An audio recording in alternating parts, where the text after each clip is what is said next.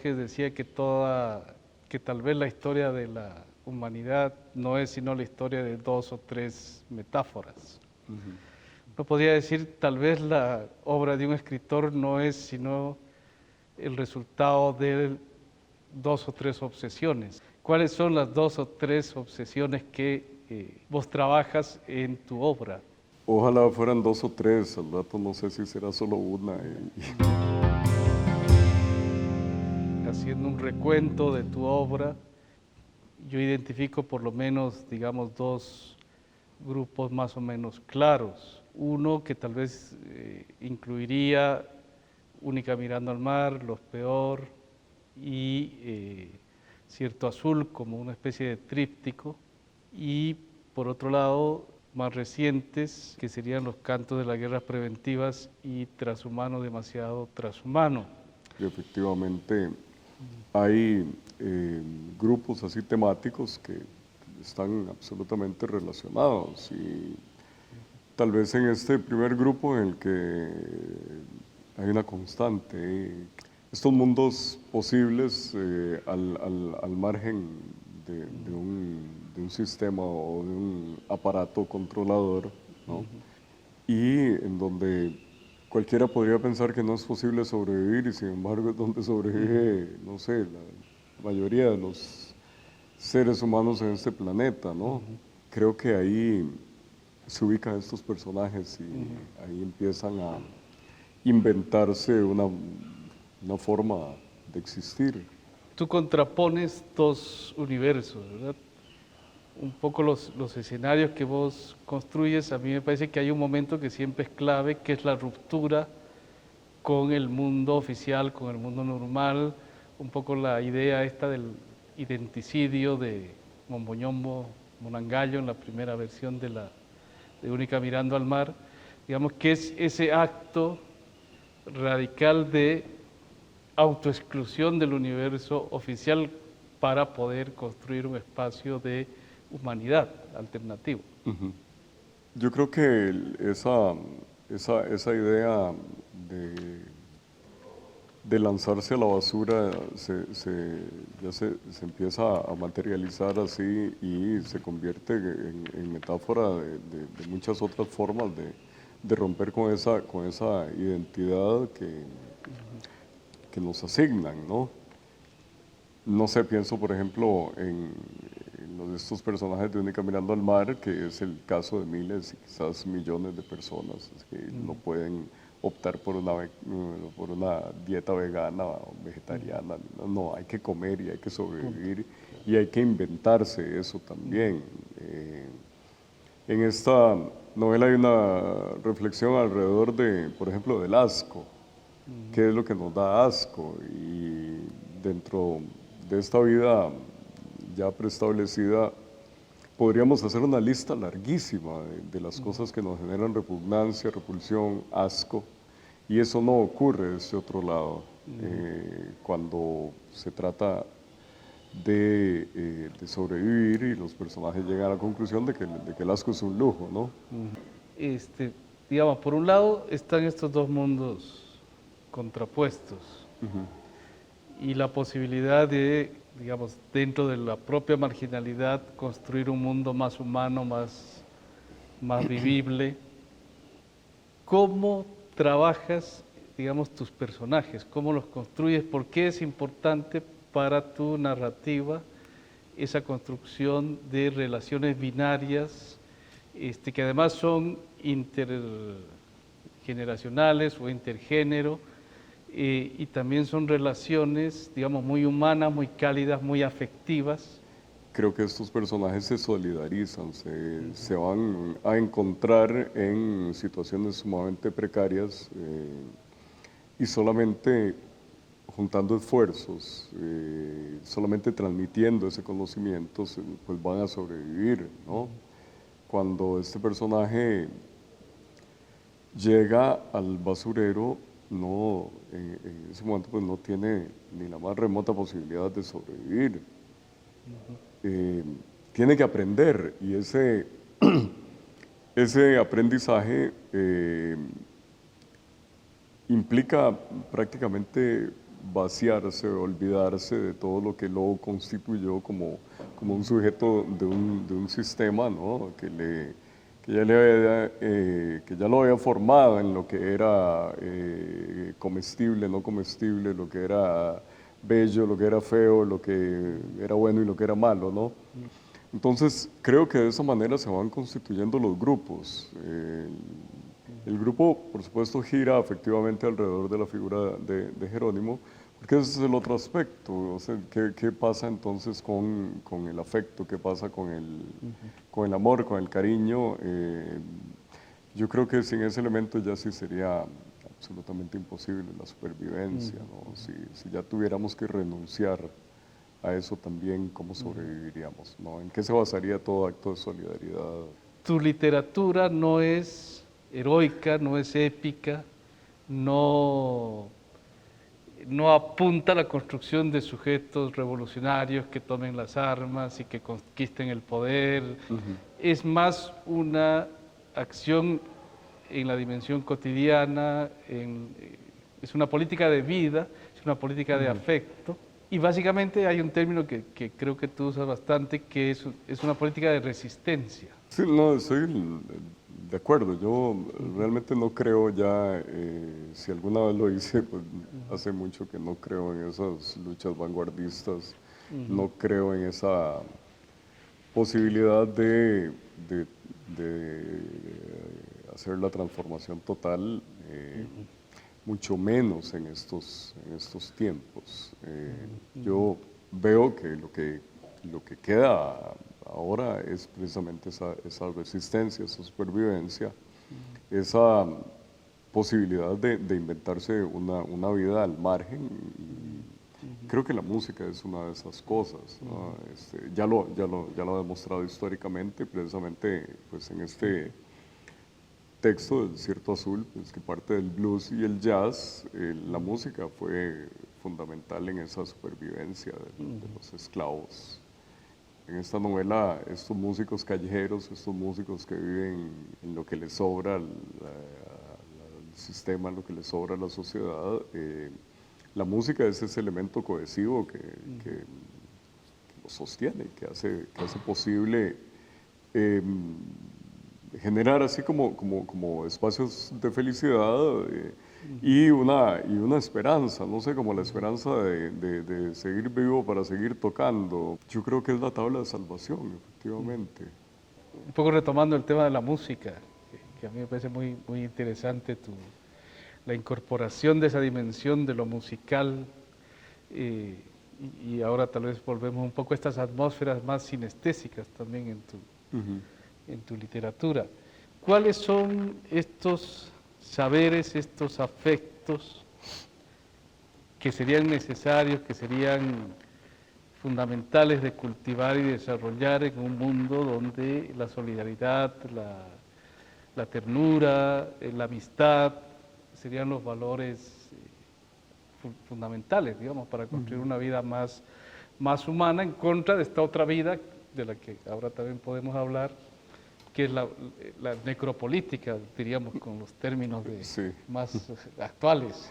Claro. Mira, precisamente lo que, como vos lo llamaste ahora hace un momento, me parece muy acertado, es esos saberes que en este mundo no sirven para nada, ¿no? Yo mismo me lo pregunto, como docente de la universidad, si será realmente lo acertado enseñar lo que estamos enseñando. Sí, pensémoslo, en estos momentos el mundo está en llamas, ¿no? Sabemos que por los intereses más espurios, así está la Amazonía en llamas, está el África Central, el Ártico, en fin, el planeta está en llamas. No sé si exactamente todas estas aspiraciones prefabricadas con las que llegan los chicos a la universidad vayan a servir de algo en estos escenarios. En este mundo de la exclusión, que está pensando en construir ciudades privadas absolutamente herméticas para la gente que pueda pagar para vivir en ellas. Y bueno, el exterior va a ser una cosa amenazante, va a ser lo que sobre. Entonces, bueno, ¿cómo va a ser ese exterior? ¿Qué es lo que va a sostener a la gente en ese afuera? porque adentro ya lo sabemos, es decir, cualquier persona que pueda pagar por vivir en un mundo artificial de estos no va a tener como, más allá del absurdo, no va a tener ningún otro problema, ¿no? Pero afuera no considero ni siquiera que haya un espacio para el absurdo, es decir, yo mismo escogería voluntariamente quedarme afuera, ¿no? Creo que hay más posibilidades de construir, de inventarse nuevas individualidades. Por ejemplo, en el texto este de Los Peor, el chico que es un niño marginal, que es el hijo de una prostituta, que está condenado a vivir en la calle, no sé, de pronto este abuelo le enseña latín. ¿Para qué sirve el latín actualmente? Con el perdón de todos los filólogos, no sirve para nada, ¿no? Precisamente esos saberes son los que me interesan. Eso que pueda estimular la creatividad, la imaginación, las ganas de inventarse algo, las ganas de vivir. Otro tal vez elemento interesante también que ha sido privilegiado por la crítica sobre tus libros es, no sé, el escenario, el tiempo, el espacio en el que ocurren las historias que cuentas. ¿Por qué es importante el espacio urbano para tu narrativa? Yo creo que esta literatura anterior que tenía un lugar en el campo, tuvo su momento, tuvo su lugar y yo creo que que esos lugares prácticamente ya no existen, ¿no? Para mí, y es lo que he tratado de trabajar en esos textos, el espacio urbano es un espacio que ha ido cambiando y se ha ido claramente deteriorando. Se transforma en un espacio de paso, nada más. Las viviendas son tomadas por los establecimientos comerciales y no obstante ahí la gente tiene que sobrevivir también. Y aún en estos espacios tan agresivos, la gente, y sobre todo, pienso niños, gente muy joven, tiene que ver cómo se divierte. Esos espacios son espacios que de alguna manera se le roban a este sistema de consumo que nos obliga solamente al mall. Afuera debe quedar algo, y si no queda algo, pues queda la posibilidad de inventarlo. Ahora, tu literatura es un poco, casi diría yo, en términos de acción es como peripatética. O sea, se hace caminando, se hace conversando, se hace tiene un ritmo lento, de esta sociabilidad profunda, ritmo lento, ¿verdad? No es el mundo urbano, moderno, que es la velocidad, es el encuentro superficial, el desencuentro, la competencia. ¿Cuál es tu relación ya menos literaria que personal con la ciudad? La ciudad, con todo y todo, sigue siendo un espacio fascinante, ¿no? Cuando uno opta por vivir en la ciudad y soportar lo que esto significa, menos espacio para caminar, para el transeúnte, para la conversación, ¿qué significa eso ahora? ¿Qué pueda llegar a construir las nuevas generaciones con el espacio que les va quedando? Eso me preocupa, ¿no? Pienso, si finalmente solo se va a estar condenado a estos dos estilos o modos de vida, más bien, o estar encerrado en un barrio privado, en una ciudad privada, o estar en el exterior, en un exterior cada vez más deteriorado, cada vez más peligroso, y casi que yo apuntaría por lo segundo en ese sentido, ¿no? Ahora, hay un elemento en este deambular, en esta flanería de la ciudad, este recorrido muchas veces acompañado en el universo urbano, que es el de los sentidos, ¿no? Un poco cómo se vive, cómo se conoce la ciudad, cómo se experimenta. Ese tipo de aproximación, digamos, sinestésica, multisensorial al universo urbano, que va mucho más allá de lo visual. ¿Es así? ¿Es... Algo hay de eso. Efectivamente, creo que no es casual que un niño sea cíclope y el otro sea ciego y que Jerónimo opte por una especie de ceguera voluntaria, ¿no? Exacto. Cierra los ojos y sale a conocer otra ciudad. Fue, efectivamente, chupa las paredes, lame las aceras y con ese gesto así tan, incluso podría parecer grotesco, puede identificar así una ciudad o pasajes de la ciudad. Yo creo que efectivamente hay una saturación de lo visual, es decir, un bombardeo terrible que inhibe, opaca los otros sentidos, ¿no? Lo que ves no necesariamente te impacta o te contamina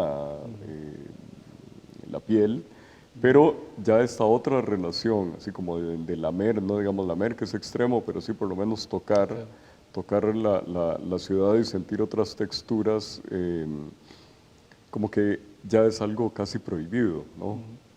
La preocupación así con los niños, cuidado con lo que toca, lávese las manos, no toque, prohibido tocar, y hay rótulos que lo dicen, prohibido tocar, ni se diga los que dicen prohibidas las escenas amorosas, ¿no? Es decir, no se toque, no se aproxime, no sienta al otro, simplemente vea.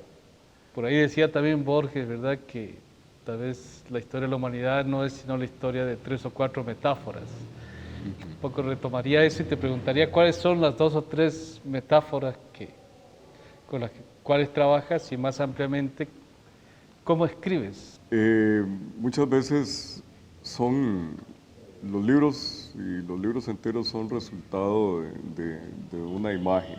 Una novela como Los Peor, pues no en su totalidad, pero sí parte de una imagen, de un detalle de una pintura del Bosco. O hay relatos en otro texto del que no hemos hablado, que es el Sonambulario, ¿no?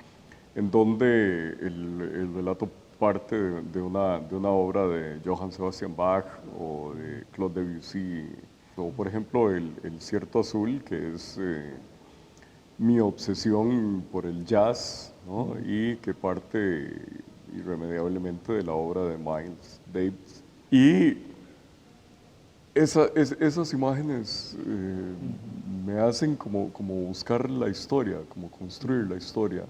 La imagen de este hombre que caminaba vestido de un hábito rarísimo por las madrugadas en San José, me lleva a construir la imagen de Jerónimo Peor. Siempre ando buscando como una primera impresión, así un golpe, una imagen muy fuerte que me arrase, que me golpee, que me impacte. A partir de esa primera imagen, ¿cuál es tu manera o tus maneras? A ver, no sé, hablando de obsesiones o de este tipo de imágenes, hay también un relato en el Urbanoscope, perdón, en el Sonambulario, que hay un relato que se lo dedico a la isla de Pascua, en donde también imagino una batalla, pero es una batalla musical, es una batalla de sonidos. Para conquistar la isla hay que dormir a los guardianes de piedra, los moai. La única manera de hacerlo es con música. O esta imagen del Bosco sumada a la imagen del monje que andaba ahí caminando por San José, tiene que dar finalmente Los Peor, ¿no? Es como inventarle una biografía a un personaje o una historia a una obra musical. ¿Cuáles son tus referentes más literarios en este caso? ¿A quiénes lees y a quiénes tratas de emular o de quiénes tratas de diferenciarte? Tal vez lo más difícil de todo sea tratar de distanciarse un poco de esas influencias, porque son esos autores entrañables, a los que uno realmente ama. Hay un texto, hay una obra que me genera así una envidia espantosa, que es Las ciudades invisibles de Italo Calvino. Yo hubiera querido escribir eso, o una obra como el Diccionario Hazard de Babbage, ¿no? Eh, cuando uno topa con este tipo de literatura que se convierte en obsesión, en fascinación, después el trabajo más difícil es como alejarse de ellas, ¿no? Pensar, también como decía Borges, los libros se escriben los unos desde los otros, que tal cosa llamada así originalidad pues es un mito y que uno a lo sumo a lo que puede aspirar es a conversar con esas obras, a repensarlas y a reelaborar a partir de los elementos que te aportan. Y en un plano más personal, ¿qué demonios buscas exorcizar a través de la escritura? Lejos de exorcizar demonios, lo que me gusta es invitarlos a tomar café, a los demonios. Me encantan los monstruos, ¿no? Lo que quiero es tener más bien espacios más íntimos con estas monstruosidades. Entonces, por ejemplo, si me topo un monstruo tan maravilloso como Polifemo, entre Polifemo y Odiseo, por supuesto que escojo a Polifemo. ¿Y qué es lo que quiero? Bueno, quiero conversar con Polifemo. ¿Cuál es tu lector, tu lectora ideal, favorito? ¿A quiénes convocas a la lectura? Eso siempre es una sorpresa, efectivamente. Uno, no sé, o al menos yo no me puedo imaginar así un lector in fábula, como decía Humberto Eco, decir, no puedo decir estoy escribiendo para tal tipo de lector.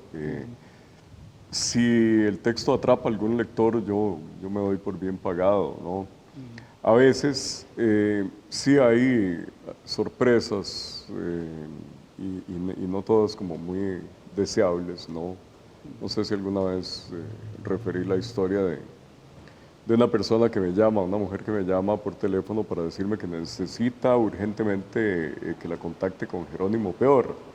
Yo trato de explicarle que se trata de un personaje pues, que no existe, ¿no? Que es un personaje literario.